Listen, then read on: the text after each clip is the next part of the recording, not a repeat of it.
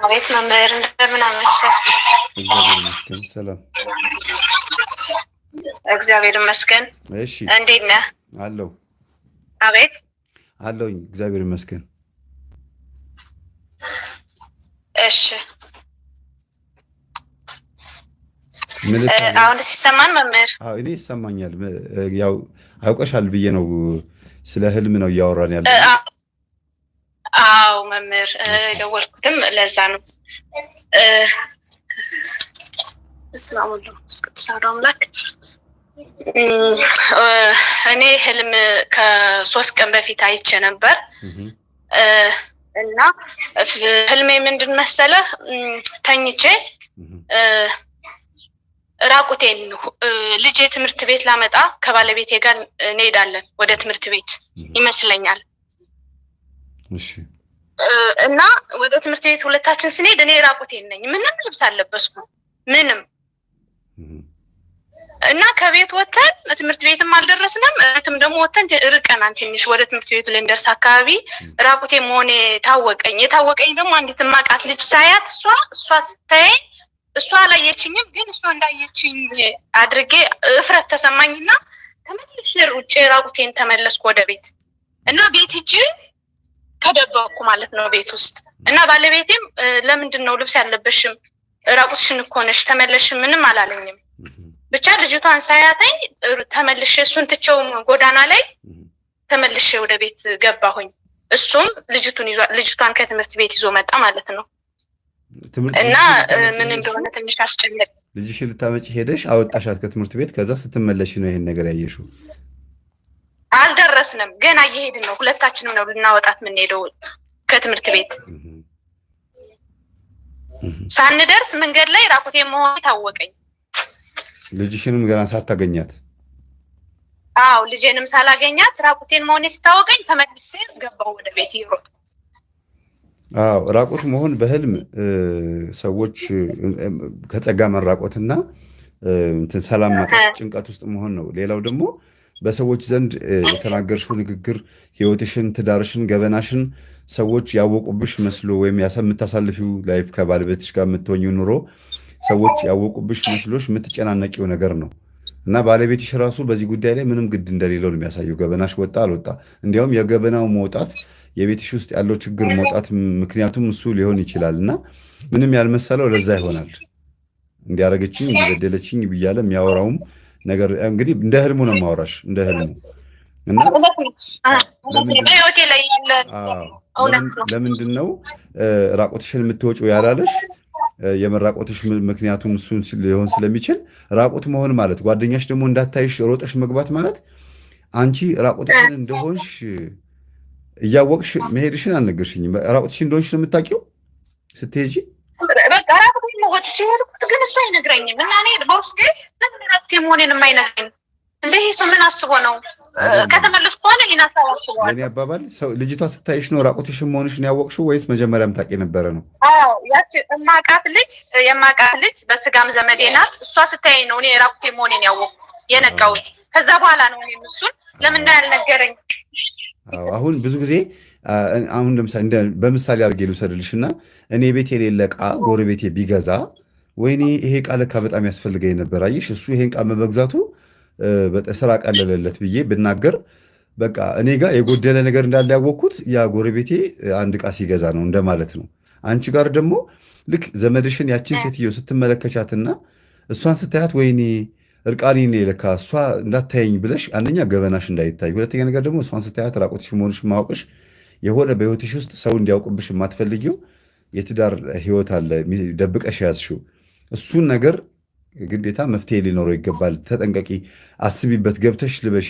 እንዴት ባለቤቴ ራቁቴ መሆኔን አይነግረኝም ማለት አንቺ የጎደለሽ አንድ የሆነ ነገር አለ በህይወትሽ ውስጥ ባልሽ ብቻ የሚያውቀው፣ አንቺ የማታውቂውም ሊሆን ይችላል የምታውቂውም ሊሆን ይችላል። ግን ለምንድነው ደካማ ጎኔን የማይነግረኝ? ለምንድነው እንደዚህ መሆኔን የማይነግረኝ ብለሽ ከባለቤትሽ ጋር በተገናኘ ጉዳይ የሆነ ችግር ይኖራልና ተጠንቀቂበት፣ ተዘጋጅበት ማለት ነው።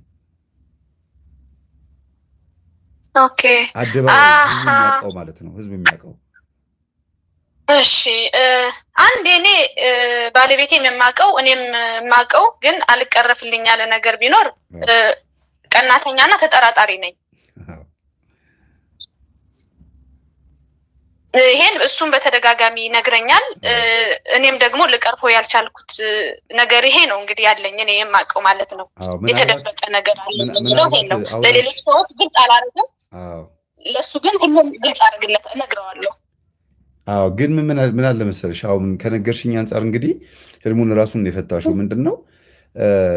ተጣልታችሁ ለምሳሌ አንዲት ሴት ጋር ሲያወራ ካፌ ውስጥ ቁጭ ብሎ ብታዩ ባለቤትሽን በቃ ከሆነች ሴት ጋር እኔን ትቶኝ ከሆነች ሴት ጋር ያመነዘረ ነው ብለሽ ስሙን ብታጠፊውና ሽማግሌ ቢሰበሰብ፣ ምሳሌ ነው ማቅረብልሽ፣ ሽማግሌ ቢሰበሰብና እሷ የስራ ባልደረባዬ ነች የማወራው የስራ ጉዳይ ነው ብሎ ምንም እንዳልተፈጠረ ቢታወቅና አንቺ ቅናተኛና ተጠራጣሪ መሆንሽ ቢጋለጥ ቢታወቅብሽ ምንድነው የሚሰማሽ ስሜት?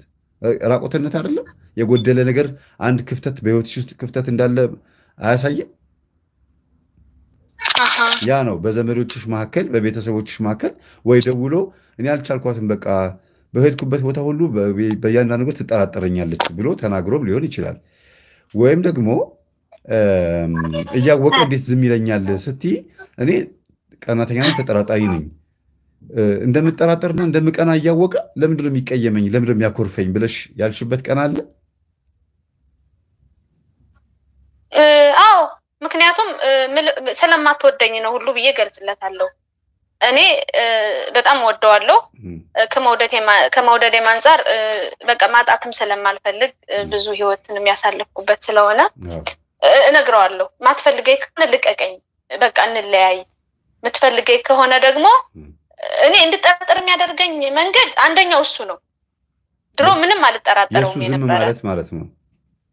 አንድ የሱ ዝም ማለት፣ ሁለተኛ ደግሞ ዝም የሚለው ከምን አንጻር ነው ብዬ እሱን ስፈትሽ እሱን የማገኝበት መንገድ፣ እሱ የሚውልበት መንገድ፣ የሚያደርጋቸው ኮንታክቶች እሱ ተጠራጣሪ ያደርገኛል። ልክ እንደ ዘመድሽ መንገድ ላይ እንዳየሻት እንደ ዘመድሽ በጣም ቅርብሽ የሆነች ሴት ከእሱ ጋር ሪሌሽን አላት ብለሽ የምታስቢያት ሴት በአይምሮሽ ውስጥ አለች? በቅርበት የምታውቂያቸው? ያ ማለት ዘመድሽን በህልምሽ ያሳየሽ ወይ እግዚአብሔር ወይ መንፈስም ሊሆን ይችላል። በህልምሽ ያሳየሽ ያችን ሴት በአይንሽ ስለማታውቂያት ግን በራስሽ ህሊና ውስጥ የሳልሻት የሆነች ሴት እያለች ምናልባት ከሆነች ልጅ ጋር ብለሽ የምታስቢያት ሴት አለች እና በዘመድሽ ያሳየሽ ቅርብሽ የሆነች የስጋ ዘመድሽ የሆነች ሴት አድርጎ ያሳየሽ ምንድን ነው? መንፈሱ ባለቤትሽ ላይ ያለው መንፈስ ያንቺን ጸባይ በደንብ ለምዶታል፣ በቃ አውቆታል። እና ተጠራጣሪና ቀናተኛ እንደሆንሽ ስላወቀ ምንድን ነው የሚያደርገው? ሁልጊዜ አንቺ የምትናደጅበትና የምትበሳጭበትን ባህሪ ባልሽ ላይ ማሳየት፣ ድንዝዝ ማለት፣ እንደገና አሁንም ደግሞ በዚህ ጸባይሽ ምንም ነገር ሳይሰማ አሁንም ሁልጊዜ ያንን ጉዳይ መፈጸም ማለት ኬርለስ ነው። በቃ ተጠራጠርሽም አልተጠራጠርሽም እሱ ምንም አይመስለውም፣ ለምዶሻል ማለት ነው። በህልም ያየሽው ይሄንን ነው፣ ትክክለኛ ባህሪውን ያየሽው እና ቅንዓትና ጥርጥር የመጣው ከመሬት ተነስቷል። በእርግጥ ሴት ልጅ ከተጠራጠረች አንድ የሆነ ደካማ ጎን አይታበታለች ብዬ ነው የማስበው። ግን ሁሉም ደግሞ ትክክል ነው ማለት እውነት ነው። አንድ ደካማ ጎን እውነት ነው ተጠራጠሪው። አዎ ግን እኔ ደግሞ እውነትን ይዤ ነው ትክክለኛውን መንገድ ካላገኘው አልናገረውም። ትክክለኛውን መንገድ ሳገኝበት ግን ስናገረው ይዋሸኛልም እና ከዛ ማስረጃውን ስሰጠው በቃ በላብ ነው የሚመልስልኝ፣ ላብ ነው የሚያጠምቀው እሱን እና በቃ ያኔ ዝም እላለሁ፣ ከአቅሜ በላይ ይሆንብኛል። ስለዚህ ቀናተኛና ተጠራጣሪ የሆንሽው ወደሽ አይደለም፣ ሳትወጂ በግድሽ ነገሮች ጥፋቱንም ስለሚያምን ስለምትወጁ ነው። እንደገናም ደግሞ ትተሽው አትሄጂ ትዳርም ስለሆነብሽ ነው እና በተቻለሽ መጠን ጥሩ ፍቅር ለምንድን ነው ከአንቺ ውጭ ሌላ ቦታ ሊሄድ የቻለው? ሌላ ሴት ከሚሆን ሌላ ቦታ ለምንድን ነው የሄደው? ደካማ ጎኔ ምንድን ነው? ላምነው ይገባኛል እኮ ይሄ ሰው የከለከልኩት ነገር ምንድን ነው? ያቆምኩበት ከኔ ያጣው ነገር ምንድን ነው ብለሽ ቼክ አድርጊ ራስሽን። ያ ነው ደካማ ጎን ማለት። እርቃን መሆን ማለት ያ ነው። በአደባባይ እንበልና ለምሳሌ አንቺ ከጎረቤት ጋር ብትጣይና አንቺ ግን ከጎረቤት ጋር የተጣላሽበት ጉዳይ ምን እንደሆነ አንቺና ጸበኛሽ ብቻ ነው የምታውቁት በአንቺ ጭንቅላት ውስጥ። ግን የሆነ ቦታ ገበያ ስትሄጂ ምን ስትይ ያቺ ከአንቺ ጋር የተጣላች ሴትዮ እሷ እኮ እንዲህ ናት እያለች አውርታ በሙሉ ለሰው ሁሉ ነግራ ቢሆን ሁሉም ሰው ሲያይሽ ቢስቅ ምንድን ነው የሚሰማሽ? ሀፍረት። በቃ ልክ እንደዛ ነው። አሁን በህልምሽ የሚያየሽው በአደባባይ እርቃንሽን መሆንሽ የሚያሳየው ምንድን ነው? ይሄ ቅንዓቱና ጥርጣሬው ምናልባት በሰዎች ዘንድ ከወጣ መጥፎ ችግር ውስጥ ሊከትሽ የሚችል እርቃንሽን መሆንሽን ሳታቂ ልክ ሌላ የለበሰ ሰው ስትመለከቺ፣ ለዚያውም የቅርብ ቤተሰብ ስትመለከቺ ራስሽን ቼክ ማድረግ ማነጻጸር ትጀምሪያለሽ ማለት ነው። ከዛ አንጻር ነው ማየት ያለብሽ። እሺ መምህር አመሰግናለሁ። የሚያስቀና ትዳር ካለ በዙሪያሽ እሱን እንዴት ላርግ ይሄን ጉዳይ ብለሽ ያንን ሰው ማማከር ነው። እንዴት ላርግ ይሄን ጉዳይ ተቸገርኩኝ እኮ እንዴት ልቻለው? ሰውየውም አድርጎታል፣ እኔም ደግሞ እንደዚህ ነው ባህሪ፣ በምን ላስወግደው ይሄን ባህሪ?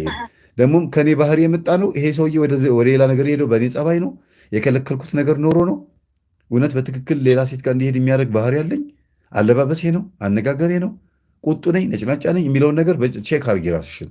ከዛ ኮንትሮል ማድረግ የምትችይበትን ጸባይ ደግሞ አምጪ፣ ደካማ ጎንሽን ማለት ነው። ያ ነው። እሺ መምህር፣ እሺ መምህር አመሰግናለሁ። አንድ ደግሞ ልጨምር ህልም ነው እሱም እና ብዙ ጊዜ እቃዣለሁ፣ ህልም ያለው በብዛት ቅዠት ነው፣ ግን የማያቸው ህልሞች አንዳንዴ በጣም የሚያስፈሩ አራዊቶችን አያለው እና ያን የሚያስፈሩ አራዊቶች በማይበት ሰዓት ተንጋልዬ ነው ተኝቼ የማያቸው ማለት ነው። እና ጀርባዬ በጣም ነው የሚቃጠለው፣ እንደዛ በጣም ነው የሚያቃጥለኝ። መሬት ላይ ሆነሽ? አልጋ ላይ ተኝቼ የእንቅልፍ ሰዓት ኖርማል የእንቅልፍ ሰዓት ላይ ተኝቼ ያን መጥፎ የሚያስፈራውን ህልም በማይበት ሰዓት ተንጋልዬ ነው ህልሙ ላይ ያለው። ሁልጊዜ ተንጋልዬ ከተኛው በጣም የሚያስፈራ ህልም ነው የማየው። ቅዠትም እንዲሁ። አንዱን እስቲ ንገር የሚያስፈራው ህልም። ገደል ስገባ እባቦቹ ሊይዙኝ አይዙኝም፣ ግን በቃ ሊነክሱኝ አፋቸውን ሲከፍቱ